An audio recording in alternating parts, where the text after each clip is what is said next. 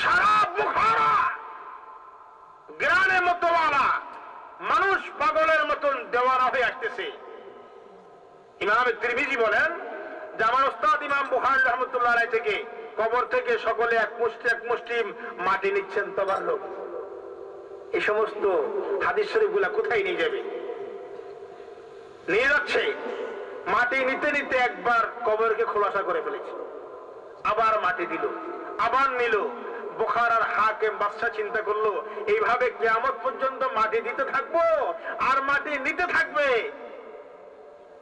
এটা তো বড় একটা সমস্যা হয়ে যাবে। তাই তৃতীয়বার সীসা ঢালাই করে পাকাপোক্ত করে দিলেন ইমাম বুখারী রাহমাতুল্লাহ আলাইহি। যারা বলেন সুবহানাল্লাহ।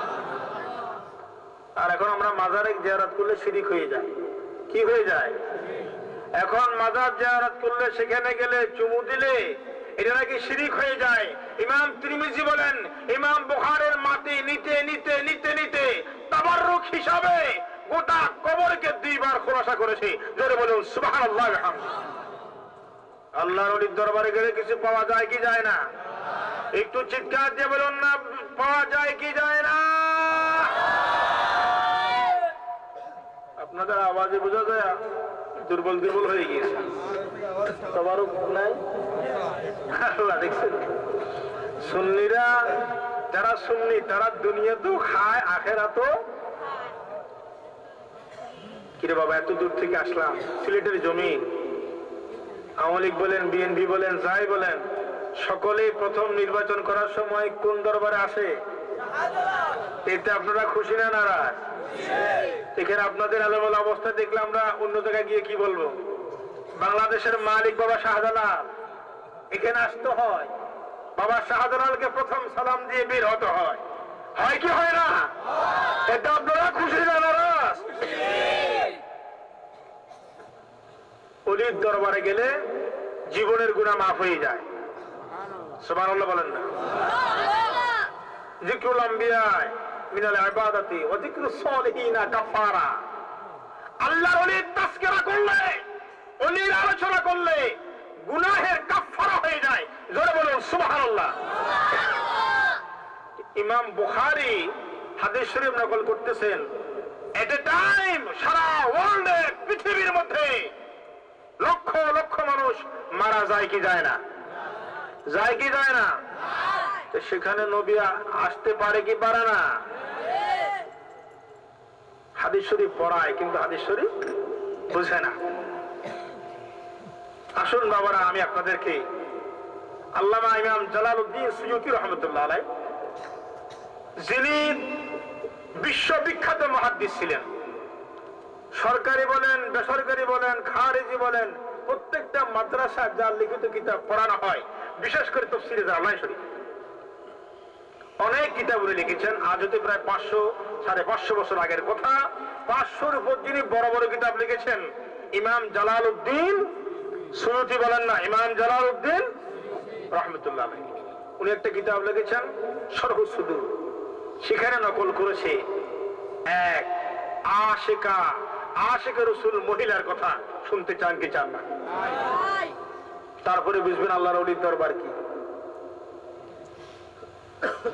আপনারা শুনলে আমি বলবো না, বলবো না। আমি কিন্তু আবার কন্ট্যাক্ট করে আসি নাই।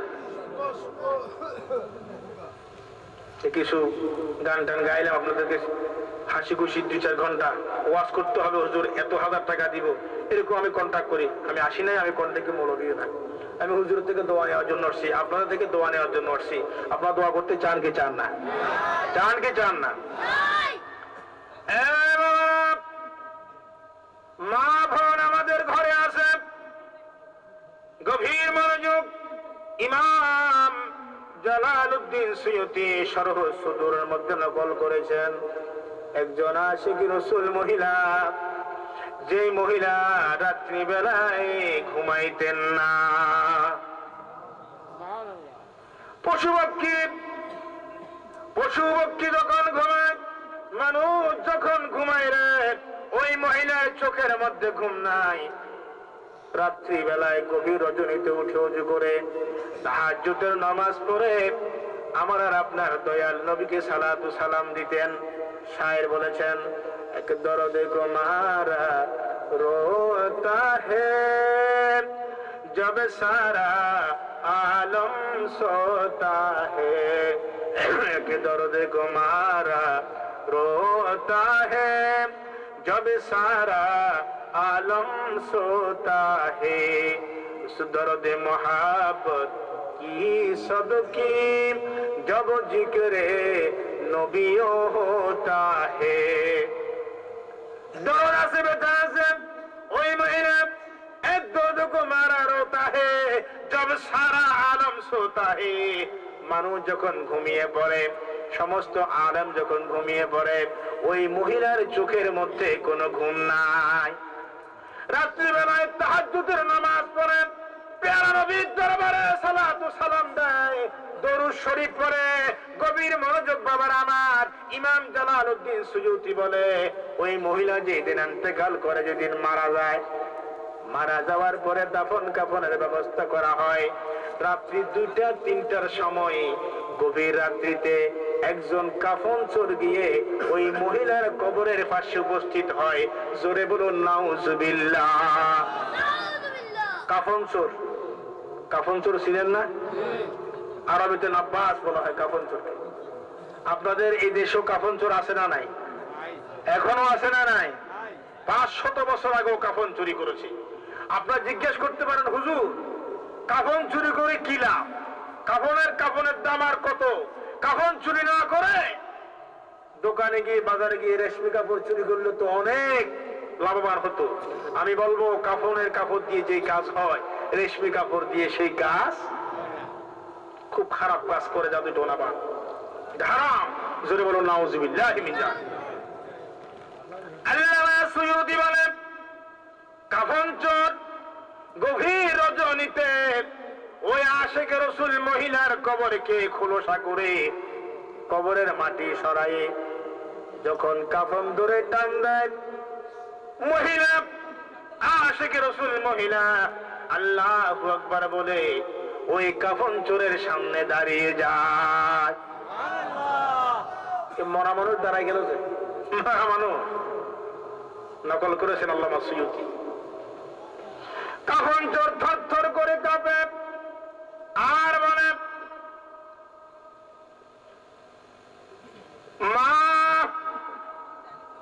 আপনি কি ইন্তেকাল করেন নাই রে মা আপনার কি ইন্তেকাল হয় না আপনি কি মারা যান নাই মহিলা ডাক দিয়ে বলে আমি মারা গিয়েছি আমি ইন্তেকাল করেছি আর কাফন চোর আবার ডাক দিয়ে বলে মারে জীবনে অনেক কাফন চুরি করেছি কোন মানুষের তো কোন মুর্দার তো নড়াচড়া দেখি নাই রে মা মা আপনার কাফন ধরতে দেরি আপনি কিভাবে আল্লাহু আকবার বলে দাঁড়িয়ে গেলেন ওই মহিলা ডাক দিয়ে বলে কাফন চোর রে ওরে কাফন চোর তুমি কেন কাফন চুরি করার জন্য আসছো তুমি তো একজন জান্নাতি তুমি তো একজন বেহেশতি মানুষ কি কোনোদিন কাফন চুরি করে চিৎকার দিয়ে বলুন সুবহানাল্লাহ কথা বুঝতে কোনো অসুবিধা হয় মহিলা বলতেছে তুমি একজন জান্নাতি মানুষ তুমি বেহেশতি মানুষ তুমি কাফন কেন চুরি করতে আসছো মাসালাটা একবারে বাঁকা হয়ে গেল না কাফন চোরকে বলতেছে জান্নাতি কাফন চোর দু চোখের পানি ছেড়ে দিয়ে বলে মা ও মা আসমানের নিচে জমিনের উপরে আমার চাইতে বড় পাপী বান্দা তো আর কেউ নাই রে মা আমি কেমনে জান্নাতি হব বেহেশতি হব মা দুনিয়ার চোর যারা তারা দোকানপাট জীবিত মানুষের ঘর চুরি করে আর আমি চুরি করি মুর্দা মানুষের ঘর আমি কেমনে জান্নাতি হব বেহেশতি হব ভাইরা আমার গভীর মনোযোগ কিতাবে যেভাবে লিখছি আমি সেইভাবে বলছি ইমাম সুয়ুতি নকল করেছেন ওই মহিলা ডাক দিয়ে বলে ইন্নাল্লাহা গফারানি ইন্নাল্লাহা গফারানি ওয়া লিজামি'i মান সাল্লা আলাইয়া ওয়া আনতা ক্বাদ সাল্লাইতা আলাইয়া জোরে জোরে বলুন সুবহানাল্লাহ মহিলা ডাক দিয়ে বলে কাফন চোর আজকে যখন আমার নামাজে জানাজা যখন হচ্ছিল হাজার হাজার শত শত মানুষ আমার নামাজে জানাজায় শরীক হয়েছিল নামাজ পড়ার জন্যে।